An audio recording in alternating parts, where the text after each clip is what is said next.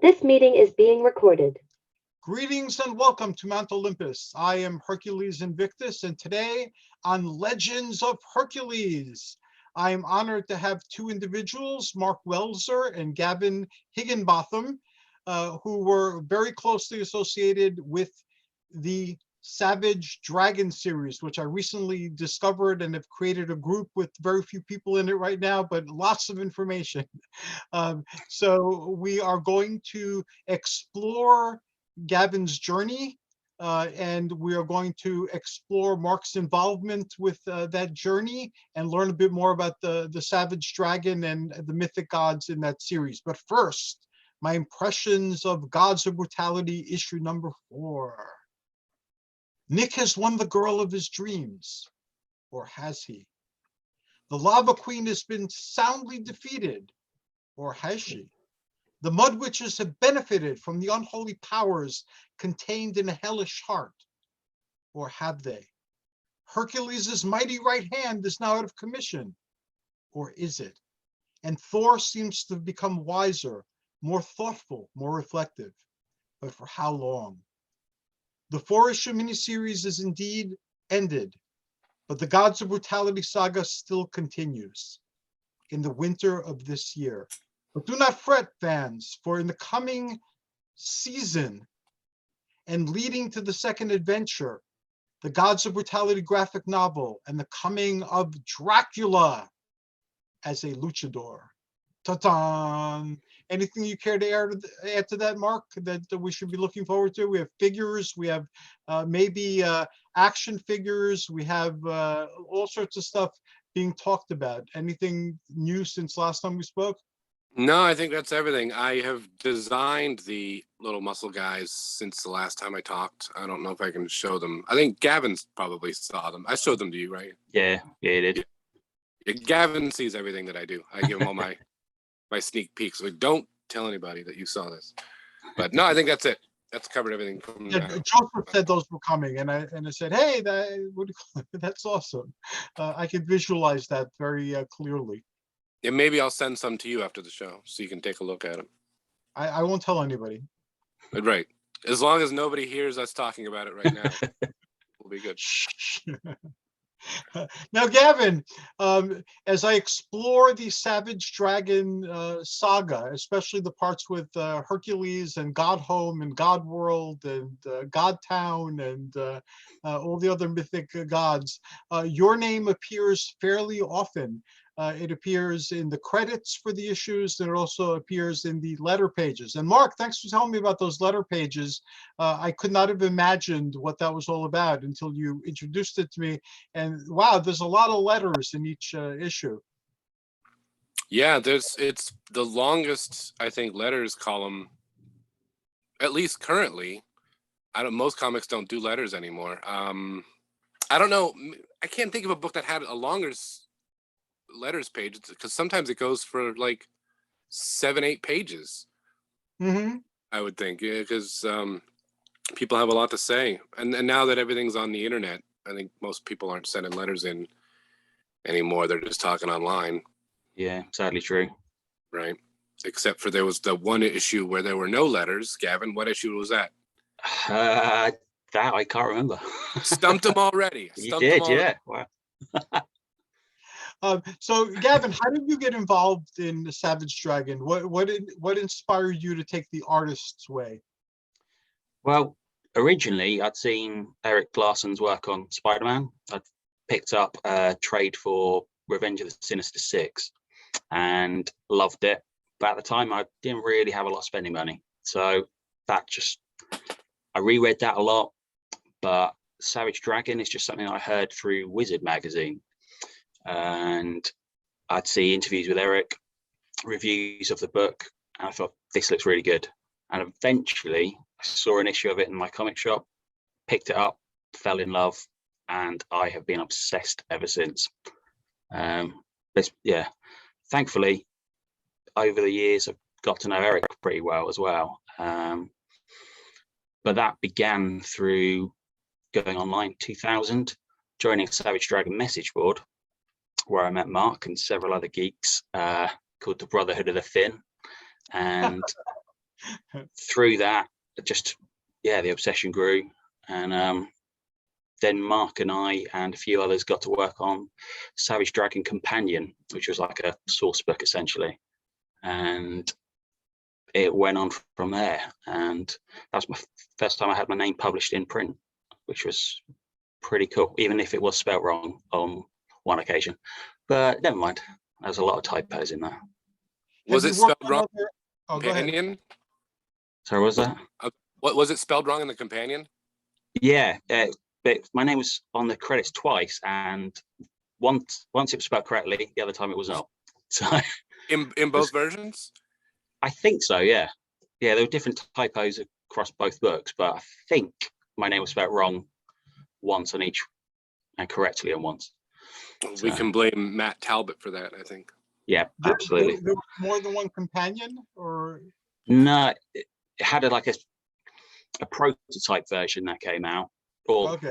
that wasn't supposed to come out, but eventually did, and that it was was supposed to have typos corrected. I think, right? Is that right? It was only available at the conventions. It was before. Yeah, I it was think so. Stores. Yeah, it wasn't on wide release until it had like the extra cover. Yeah. Yeah, which had a whole new set of typos, but my name wasn't one of them. But Some it typos did were- have a lot of other stuff. Yeah. Did you work on other titles or just Savage Dragon? Just Savage Dragon. I've had a few stories printed in there. Mostly I just work essentially as continuity cop. So if Eric does something or writes something or draws in the wrong person or someone who's already been killed off, I'm there to go, no, that's not quite right. And I get to proofread and see the pages as come in as they're done, which is pretty sweet. I like how different characters from different books are snuck in here and there. So Yeah. Reading the book is almost like playing Where's Waldo continuously, Waldo actually appears in there at one point. Does he? Yeah. It was difficult to tracking down some of the books. I went to the wiki, and I found every issue that Hercules or Heracles, his Greek version of his name, was there. I found like 45 and 46, the first appearance, fairly easily and inexpensively. So I thought I was off to a good start. But some of the issues are very difficult or very expensive to find. And they stopped replicating them in color at a certain point, like from 12 to jump to 15, the collected volumes. And then after 15, there was a big jump again ahead, nearly 100 issues, if I recall correctly. Why were these issues not reprinted in color in the volume format? Because that was great. The color was very vivid. It was easy to spot the character, even if he was in an issue for a panel or in the side, kind of really tiny. The archive volumes, which seem to have taken their place, it makes it very difficult sometimes to find secondary or tertiary characters. Yeah, unfortunately, they didn't sell very well. I don't think that was the main reason why he stopped doing the coloured numbered volumes, and it was only through, I think, a lot of nagging from the publisher that he actually started doing it again. So they started up with unnumbered volumes, and they've come out pretty regularly since. So they're still, I think the next one's either come out or is coming out. So they're still coming out. They don't sell as well. I wish the gaps that are there were filled in with the color trades, because they do look great. Yeah. I mean, I love the black and white things. It's great to sit down and read like 25 issues at once, but it's still not quite the same as seeing it all in color. No, the color adds a whole new dimension to that title. I know the Marvel has a series of black and white archives also, and okay, I prefer it in color, but it's easy. The characters are very bold, so it's easy to differentiate different things in the. Savage Dragon is phenomenally busy, and there seem to be an endless amount of characters that are focused on, and they're not generic characters. Yeah. Each one has an individuality and a story and a presence. So it's harder for someone who's not initiated into who all these people are to make them out or to different. Like there was one where Hercules was only visible from the top of his head. I Yeah. guess that might be him, and Mark confirmed it. So thank you, Robert. That was quite a stretch. It's like, could that be part of his head? Is that the appearance that they were talking about in the wiki? Yeah, well, that's kind of the point of why we did the wiki in the first place, just to try and keep track of everyone, because there are hundreds and hundreds of characters. So we thought, if we make this, and me and Craig Olsen were the first two people that were making it. Initially, the files that were used for it were all just for my own geeky benefit, so I could reference stuff. And we thought, screw it, let's get it online. And now Eric uses it himself to try and keep track of things. So yeah, but otherwise trying to make out people is almost impossible. It was an obsession of mine to try and get every one of these characters named, and that took a long time. So Mark and I used to, we're desperate to get all these characters that debuted in the gang war arc named, and they have been. Now they're all pretty much killed off, but at least they're named. So They're named. they've got an entry. Yeah, so they got an entry on the wiki. So you guys met online and then started working together online. Do you have any memories of that, Mark, that you care to share? Yeah, I remember the days before Gavin, on the Savage forum, where it was the Savage Dragon message board that Eric ran on his website. And for the time, I was like the #1 Savage Dragon guy. If anyone had any questions, I'd be able to answer them.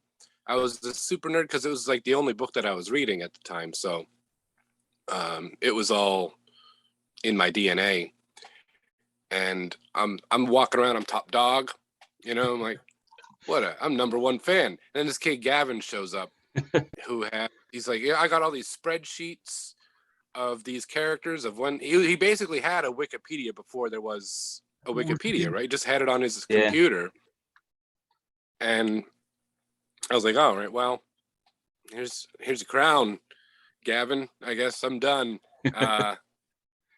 But yeah, we hit it off, I think, pretty quickly when you showed up, because you just right out of the gate, you knew all this stuff and you were so excited. And I love when there's new fans in the fan base, and like, come on in, let's go, let's get started.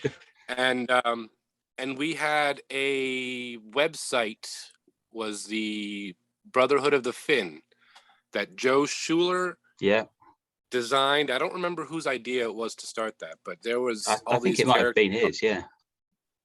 It might have been. It was so long ago. This is like over 20 years ago, I think. Wow. It was. So my memory's a bit fuzzy.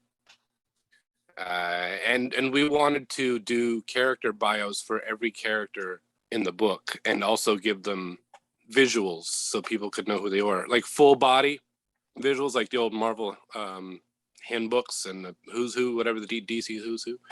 So I took it upon myself. I'm like, I'm going to try to draw all these guys. I didn't draw very many, but that I think led to what became the Wikipedia, was just our desire to get all these. Was like, who's this guy? We got to find out his name. And we'd send in letters like, oh, love the new issue of Savage Dragon, Eric. By the way, 50 issues ago, this guy showed up in one panel behind someone's shoulder. What was his name? And Eric would have to make something up, because a lot of these guys he doesn't have names for. It's just a guy that he'll draw in the background and doesn't have any plans to bring back. But like Gavin and I, like, we got to know who he is so we can identify him and refer to him, and then ask Eric to bring him back later.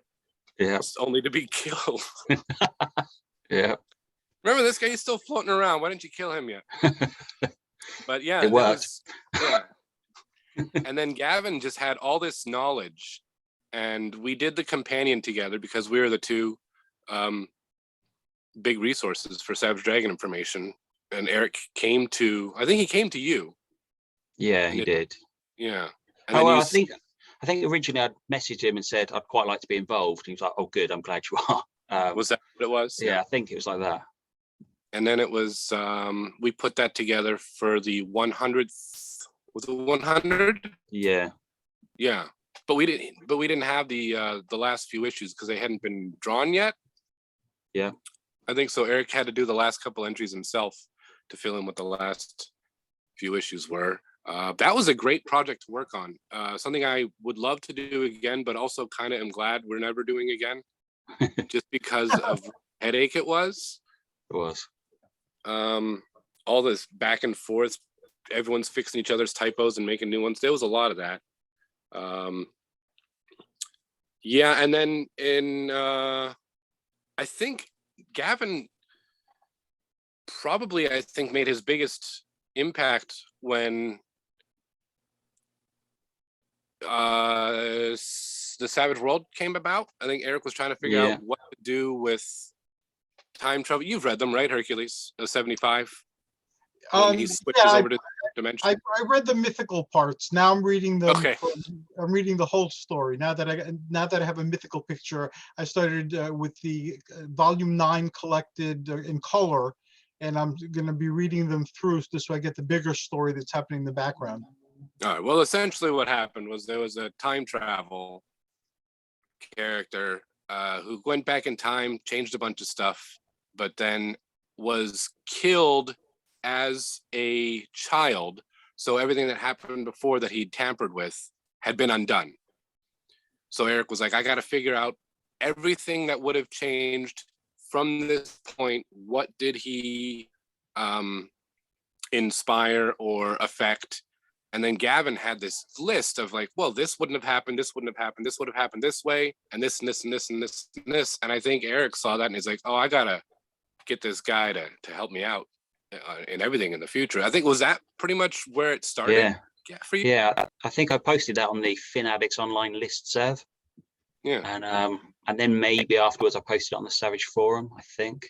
But it was on the list serve that Eric saw it first. I was like, oh yeah, I'm going to use this.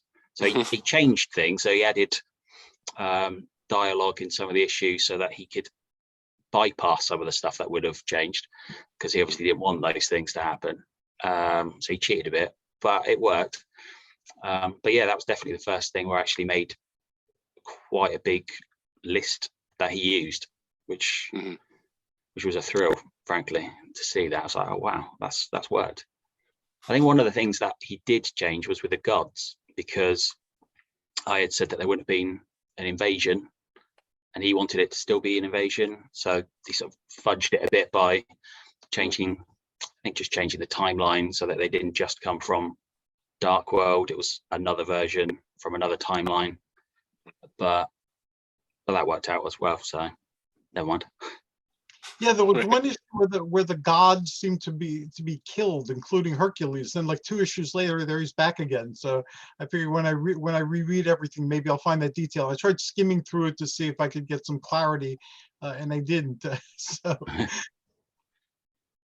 one thing that of that Brotherhood of the Fin website though that we did, and Mark's drawings that he did, and I don't think he ever understood why I was so obsessed, but I loved his picture that he did for Thor. So he sent that. You found it a few years ago, didn't you? And sent it over. And I still love it. I've still got it saved somewhere. Yeah, I think I found all those old files. I don't know where the original art is, but if I ever find it, I'll have to get your address and send it over. That'll be wicked. I mean, I've survived this long without it, so I don't need it. But yeah, that was I drew a lot of guys and tried to color them, and then I look at them now. It's like I had no idea what I was doing as far as like scanning and resolution and how to color and stuff. But it was a good learning process, I think, for all of us. Was Earth Girl one of the ones you drew? I did do Earth Girl. Yeah. That was the one. Is I wanted to get all those the brute force guys. Yeah, but before they were called brute force, they were just nothing, right? Yeah. The League of Disposable Heroes. Yeah. Woodboy and all those guys. I wanted it because all we saw was them from like the torso up, and I was like, I really want to know what their legs look like. So a lot of those guys I drew just so I could figure out what their lower half of their body would look like. And then so Gavin got this gig at Savage Dragon as the editor, as he mentioned, which is essentially just You don't do a lot of editing. It's mostly just a lot of, No. Is this guy alive? What happened Yeah, over here? I think occasionally I might have to correct something in the script.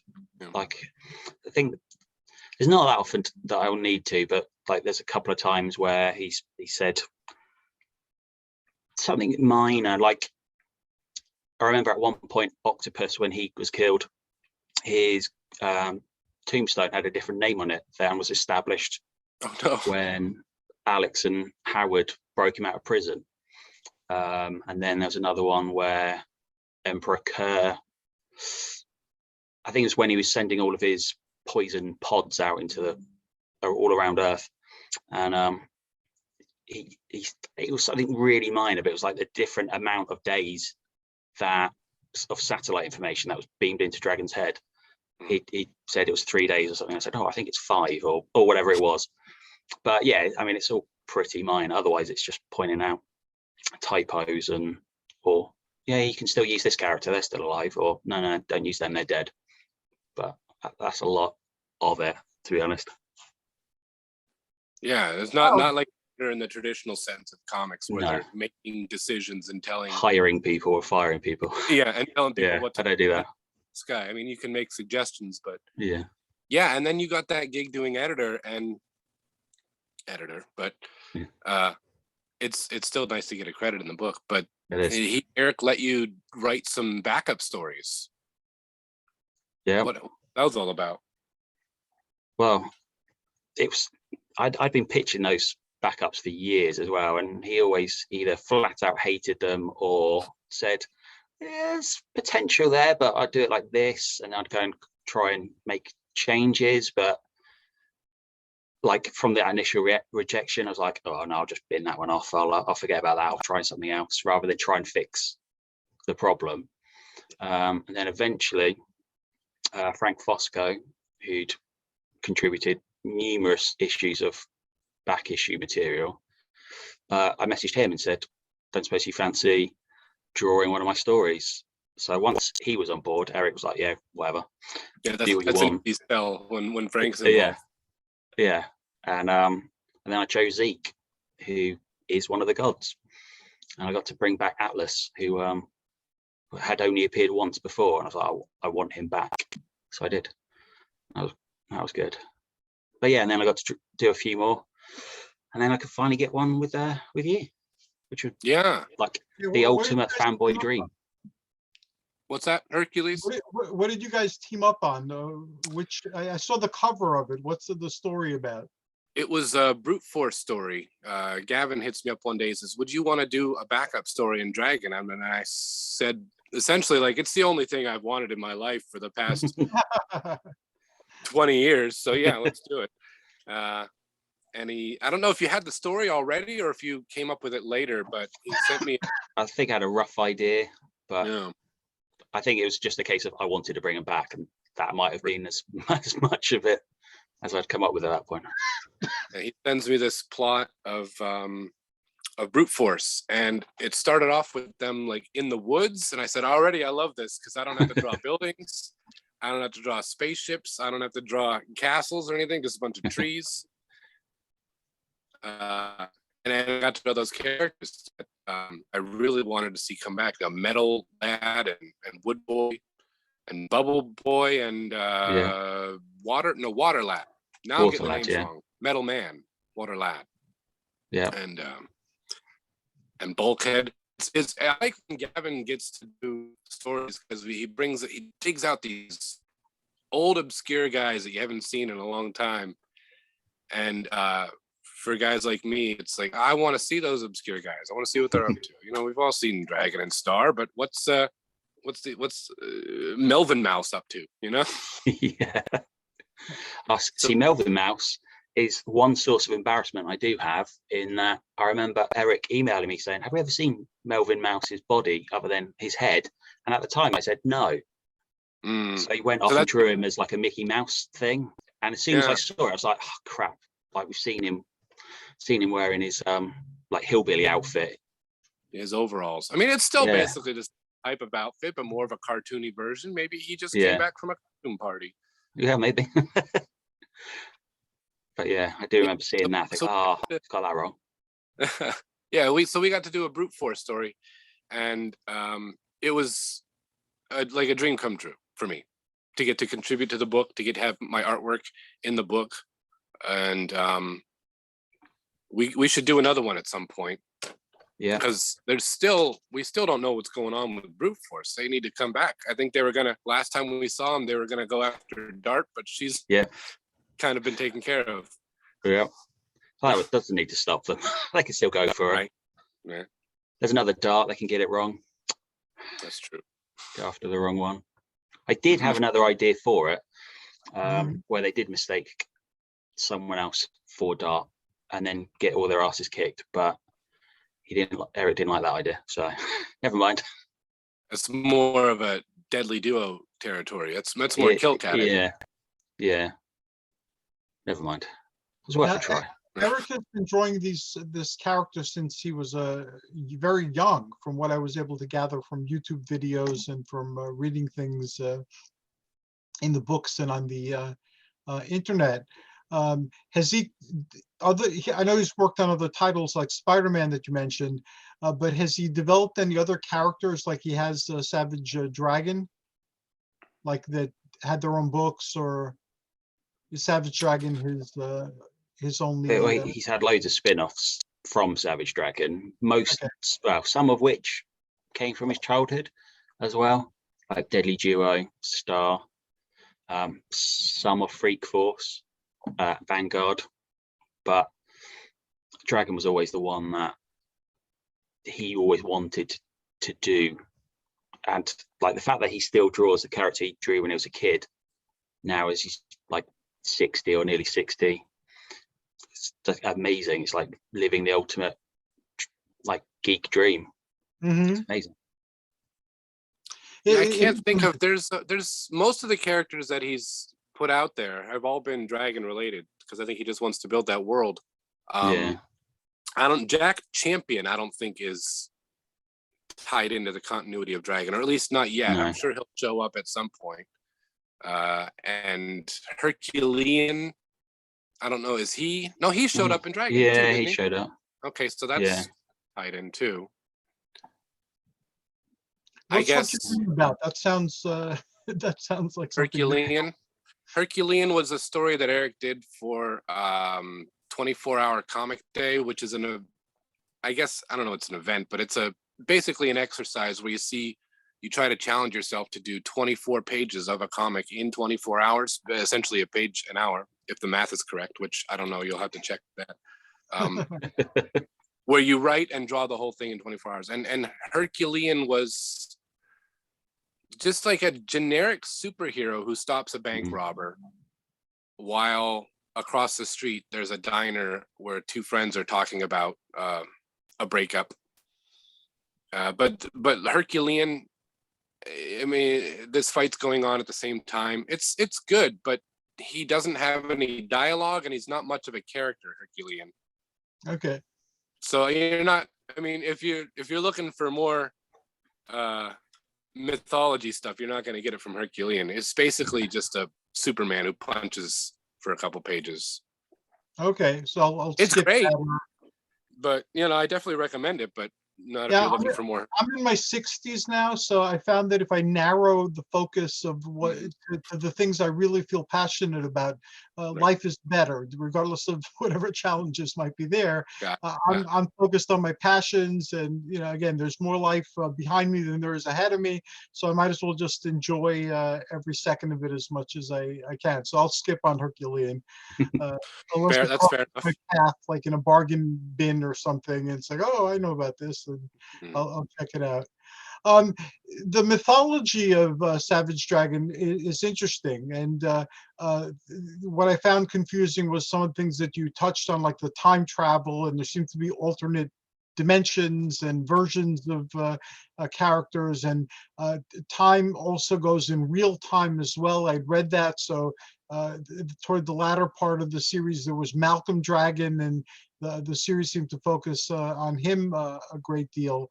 The mythology is very consistent, though. Like, for instance, there's that story that the gods gave us iron during the Age of Heroes, and we used it to attack the gods, and then the gods decided to leave. And because they'd been here, they left descendants, and that the heroes were demigods, essentially, the product of the divine and the human. And that's consistent throughout the saga. So there's not a lot of confusion about that. Do you intend on touching on some of the other characters? Like, I looked for the other Olympians. All I found was Zeus, Hercules, and Atlas. Were there any other Olympians floating around? Ceres was mentioned, but she's probably in some panel where I couldn't see her. So I looked for her, though. I don't know if there is any concrete plans. At some point, I imagine it's possible. At one point, all of the elder gods were killed off panel, admittedly. So Zeus is out of it, so he won't be back, but the others potentially could. Unfortunately, the gods don't get used as much as I would like them. There's years sometimes between appearances. And I know at one point Hercules was going to have his own spin-off comic. That fell apart, but the idea is still floating around, so it might happen, but don't know if that actually ever will. And if it did, maybe some of his backstory would be explored, but if and when that happens, no idea, unfortunately. Fingers crossed. Yeah, that's one of the unfortunate parts of being a Savage Dragon fan, is if you decide you have a favorite character that isn't Dragon or his immediate family, it could be years and years that you're waiting for them to come back and continue their story, because there's too many characters running around. Yeah. And boy, I would love to see a Hercules story, or at least just a God Squad, not God Squad in general, but a book based on the gods. That'd be fantastic. Was anyone ever mentioned to be involved in that, or was it just something that he wanted to do? It was Corey Hampshire originally. Corey Hampshire was going to draw it, which is why he did the Thor backup in 150. And I think he even drew some pages from it. But I think it just fell apart. I think maybe he flaked out or just got more paying work done, or upfront paying work. And yeah, unfortunately. I think I think Eric's still got the plot for it kicking around. I don't think I've ever read it, but he had plotted it out. So it's there. And he does like to recycle, so you never know. It can always show the backup story too. Well, yeah. I'm sorry, Hercules. What I interrupted. What did you say? That's okay. Kirkman had done the God War for 4 issues, and that was fun. And Hercules was bludgeoned by Thor and his strange son. Very bizarre son. Rich said he drew that one with Thor. He did. Yeah, he did. But yeah, I genuinely thought they'd killed Hercules off at that point. Thought surely not in a backup story. And thankfully, actually, I don't know if he has returned yet or not. I don't think he's shown up yet. Thor. Yeah. I don't think. I know we're going to. Maybe he'll come back with cybernetic parts. Big robot, half a robot face. Yeah. Hercutron. That's very different and should be interesting. Yeah. Now, the dynamic between Thor and Hercules, I like watching that play out now. It's been playing out in Marvel. It's playing out in Gods of Brutality, and it's playing out in Savage Dragon, where in Savage Dragon, though, they're less frenemies as enemies. So the conflict between them is much more pronounced and violent, whereas in Gods of Brutality and in Marvel, aside from the competition and the clashes, they seem to be on friendly terms and help each other out. There was one panel in Savage Dragon where they're fighting side by side together, But aside from that, whatever complexities might exist in the relationship haven't been played upon. You answered that question earlier, a little earlier, when you said that you don't know if they're coming back. So I was going to Thor's ask. still around. Thor's still around. He's appeared recently, but the rest of the gods haven't. But there is still some dangling plot threads about that. So I'm hoping Eric's got another character that he's making comics of called Ant, and she showed up in an issue, and members of the gods were being used by the Illuminati as like basically ways to survive the rapture, and that hasn't played out yet. So I'm kind of hoping that that might show up at some point, in which case maybe Hercules will turn up just basically to save his people. But that's my speculation. I don't actually know if that is going to happen, but hopefully.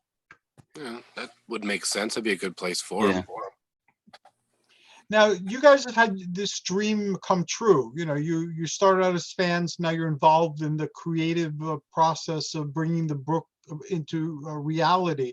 Are there any other dreams that you have for Savage Dragon and your participation in it? I would love to do an actual series rather than just a few backups here and there.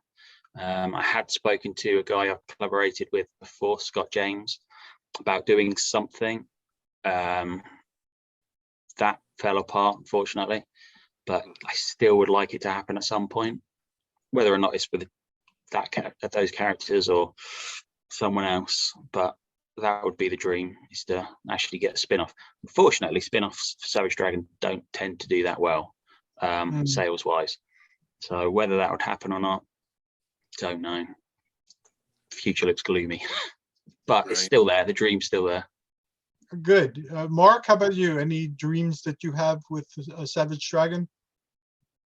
Not really. I mean, getting that backup was pretty much it. And then once that happened, I was left with this feeling of, well, what's next? You know, what do I do now? I've done what I wanted to do, and I still feel unfulfilled. So I don't know. I mean, I'd like to do another one at some point if we could. When who knows if Eric would let us play with his characters again.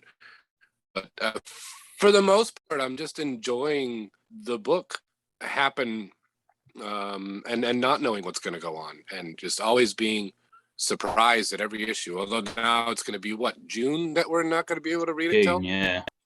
Oh my gosh, yeah. I get it, but yeah, no, I just thinking it now. I don't have any big plans. I'm pretty busy working on Gods of Brutality, so I wouldn't really have a whole lot of time to try to bug Eric to print stuff.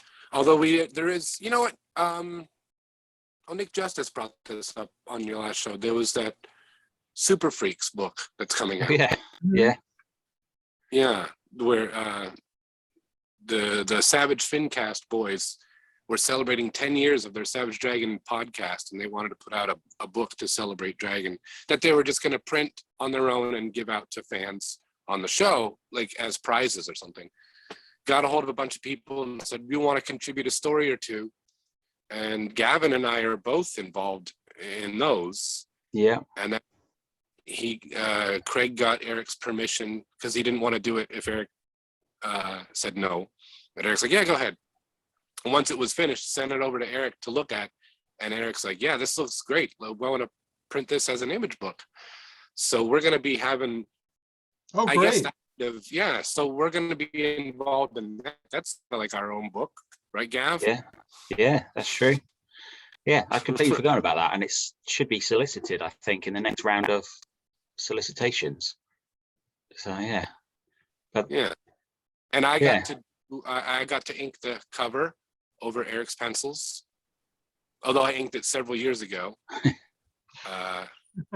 And I didn't know it was going to be used as a cover. Otherwise, I probably would have redone it. But that's all right. That's fine. But yeah, there's a lot of really, and that's a book that's made from fans too. So it's not just tapping into who's available. It's people that are actually passionate about the book and these characters and want to tell their own stories. And that was the dream of mine, was that maybe Eric would see some of the stories from that and want to put them as a backup. But they're getting their own books, so I guess it's fine. It all kind of worked out, eh? I think they might, some of them at least, I think might still run as backups as well. In color, I hope. Fingers crossed. Because they're all black and white Well, in the Let's Super Freaks name book. them right now. Which ones? I know, because I know you talked. Which ones did he definitely not like, and which ones? No, To be fair, I don't even know. okay. Yeah, I have no idea. I would bet that Raven's one will be one because he seems to love Raven's work, and because Yeah. Raven's insane. It's easy to love, yeah. Yeah. Ravens, he had a pinup in the second issue, I think, of Gods of Brutality. He's the one that did like the real cartoony one with them sitting around the campfire, Hercules, with like eating monster. That was our friend Raven drew that for us. Okay. Yeah. Your art, by the way, is mind-blowing in issue number 4 of Gods of Brutality. I was phenomenally impressed. You blew me away with that one picture that I posted and then I had to take down. Right. That was that I want as a poster on my wall where I work out. That was so awesome. Oh, thanks. Each issue, I think I'm getting better because I'm self-taught when it comes to art, so I'm always learning. And every time I'm drawing, I'm hopefully getting better. So I think you can really see a progression from issue 1 to 2 to 3 to 4 and beyond. The stuff I'm doing right now for Dracula, Rich is like, this is some of the best stuff you've done. So it's good that I'm getting better and not worse. And you're getting faster as well.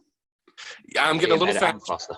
Yeah. I'm getting less picky about letting bad art get out into the world, or stuff that I'm not completely happy with. I guess I shouldn't say bad, but well, that's the artist's journey. Like I was trying to figure out which way I wanted to go with something, and somebody on one of these podcasts suggested, "Why don't you write for anthologies?" So it's like, why don't I write for anthologies? So now I've written for like 19 anthologies, all sorts of paranormal, pieces. And I've been published in all these anthologies. So that led to getting a call to contribute a chapter to a book from a big publisher. So, we follow our passions, and they often lead us to places we didn't think that they would take us. And both of your journeys are again, it's a dream come true for a lot of people, and you had the courage and the persistence to pursue that dream. So these, the fruits of your labors, or the flowers of your attempts, whatever way you want to picture it. It's phenomenal that they're making their way into the world and they're contributing to the legend. yeah, that pretty much sums it up, right? I think. Yeah, brilliantly summed up. Yeah. So what is next, Gavin? For you, what is next? Not a whole lot as far as the comics go. I'm still, luckily, even though Eric's not going to be releasing another issue until June, he's still working on it. So I still get to see pages as they get produced. So there's new pages coming in, not as fast as maybe he would like, but they're being done. And I still get to read Ant as he's making them, and that's a whole nother mess that he's trying to fix from a previous publication, and that's quite fun to try and work out the continuity of that. But beyond that, nothing at the moment. I still have not yet read Ant. Every time I go to my comic shop, when a new issue comes out, they're all sold out. So I haven't been able to get any of them yet. I'm going the day that they come out, they're already gone. Have you read issue 12 yet? I got 12. Yeah. That's the only one that I was able to land, is I got 12, but I haven't read it yet because my dumb ass was like, I'm going to read all the old Mario Gully stuff that leads up to 12 so I can treat it as an issue 12 instead of like a new beginning. Yeah. But halfway through like the Image series of Ant, I just kind of gave up. I wasn't loving it. It was a struggle. So I haven't got to 12 yet. No. And Mark, anything you can share about the future of Gods of Brutality, or anything else we can look forward to? What I'm gonna be doing on the in the Facebook group and on the podcast is I'll be focusing on each step of what comes next. So any figures that come out or are going to come out, we'll focus on them. Anything pertinent in Dracula that has to do with the continuation of God's brutality, we'll focus on that. And I'm going to go back with each issue, and I'm going to invite people, if they want to talk about the issue, we'll have like panels to talk about issue 1, issue 2, issue 3, issue 4. And this way, by the time the trade comes out and the new series comes out, you know, the flame will be kept burning bright. If you guys have any better ideas, I'm open to them. And I'd like to revisit Savage Dragon every now and then too, because again, that mythology is there. And even if it doesn't go anywhere, there's still a lot of aspects of it that I'd like to explore. So I'll extend an open invitation to both of you. If you feel like discussing them, I'll let you know what I'm planning. If you're interested, just let me know and we'll schedule a panel on that as well. Yeah, sounds good. Yeah, sounds fantastic. This is the first, as long as Gavin and I have known each other, this is the first time we've actually spoken It is. to one another. 22 years, stay I'm good. honored. So this is quite an occasion. Yeah. It is. Are there any last words you'd like to share with folks? Again, insights that you've gleaned from your journeys that you think would be helpful to others who, again, a lot of people have dreams and fantasies and just don't take any steps toward fulfilling them. And this might be a long little speech, but I'll share it. I worked in the human services for a lot of my life. And part of that was working with people who weren't getting out of the bed, whether they were in hospices or ICUs or, you know, in different places. And I found that at the end of life, you know, if you know that you're not getting out of the bed and you're lucid, the things that plague your mind are regrets. And they're not huge regrets, you know, like that, or you think are huge while you're living life, like having a career and, you know, getting rich or whatever. I could have said something and I didn't. I could have done something and I didn't. You know, those type of regrets. And the treasures that you have at the end of life, if you're not getting out of the bed, are good memories. And accomplishments that meant something to you, and the fact that there's at least one human being who cares enough about your being alive, even if it's somebody paid by the people who are taking care of you to sit and interact with you for a little while each day. So that changed how I viewed my life. And I realized the importance of, even if you fail at pursuing your dream, to at least give it a shot, you know. And again, I admire people who've done that. So I admire both of you.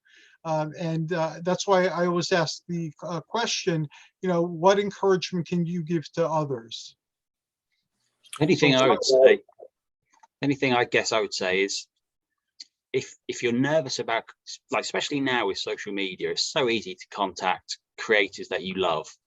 And it really just doesn't hurt to tell them that you love their work. And that's initially what I did with Eric Larson. That's what other people have probably done with other creators, and that's then got them to befriend them, to either work with them, just be part of their little inner circle or something. And it's just, there's so many talented people that don't necessarily know how loved they are, that miss out being told how much they mean to these people. So, like, there's a comic creator at the moment called George Perez, he's very ill. People are just, the fact that they're able to tell him how much his work and he means to them is quite emotional. And it's like, if you want to tell people how much you admire and respect their work, how much you love their stuff, just tell them, even if it means nothing else. Who doesn't like being told that their stuff means something to them, to someone else? So just go for it. Well, that Thank you. Very powerful, wise advice. Thank you. I'm sorry, Mark. Go ahead. I was just going to say that was a nice, articulate sentiment, Gavin. Thank you. I have nothing to follow that up with. Yeah, but it's a good point. Like, pretty much a lot of people that are working, at least currently, are accessible. You can find them and you can talk to them, and depending on what you say to them, you might get a response. It might not be a response you want, but It's real easy to get a hold of people, and how connected everybody is right now.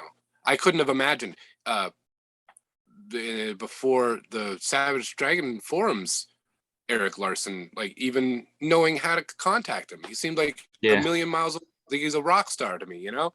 And now sometimes he comments on things that I post on Facebook that aren't even related to comics, and it's still incredibly bizarre to me. Yeah, I agree. That is wise and powerful advice, and I reached out to you guys, you know, Yeah, well, what you guys do, and it works. And I know in the past, like Bob Layton, who did the Hercules miniseries of yore and invented miniseries in comics, and Fred Van Lente and Barry Windsor Smith. You know, I've had a chance to talk to them on shows, and with Barry, whose work I loved in Conan, when I had my TV show, he actually worked with me on a segment. So it was like incredibly awesome. And you're right. All you needed to do is basically reach out and say how much you admired the person's work, and you never know where that leads. And it's led to great memories. So if I wind up in that bed and lucid, I'll think back on it and say that was cool. Yeah, brilliant. This is Anyway. one of these days we're gonna have to talk about this TV show that you had. It like Gary Larson, a fire destroyed his early work. We had a flood here recently in New Jersey, and it washed through our basement. It was like knee deep in water. It washed through my entire big plastic thing of everything having to do with my TV show. There are some clips on YouTube, so I'll send you some links to it was called Thor the Barbarian. And I used to wander around New York with a sword on my back and fur and leather and have like adventures. And yeah, it was a lot of fun. I did that for like 3 years. Part of my journey was I explored all the different cultural incarnations of Hercules. That's what I was doing at the time. So Thor was like the Norse Hercules, and the Dagda was like the Celtic Hercules. And so I spent time actually trying to understand that by actually being it and doing something with it. So again, my life only has to make sense to me, so I'm not overly concerned about what other people, what are my choices. But there's some clips. I'll give you links to the clips, and you know, enjoy. Yeah, I want to check it out. Yeah. Last question: how can people find you and contact you and let you know how cool you are? You can only find me on Donald Trump's new social media platform, where we have freedom to say whatever we want, except if it's things that people don't like, and it gets censored. No, I'm on Facebook pretty much because I'm an old man now, so it's the only thing I know how to use is Facebook. I don't understand TikTok, Instagrams, Twitters. Just find me on Facebook. You search my name, you'll probably find me. There's not very many Mark Welsers. There's another one that it was an animator for Rhythm and Hues, a computer animator, but he's older than I am, so he's less active. So just find me. Thank you. I'm in the same boat with all those other social media things. I'm on them, but I have no idea how to use them. So there. And Gavin, how can people find you? I'm on Facebook as well.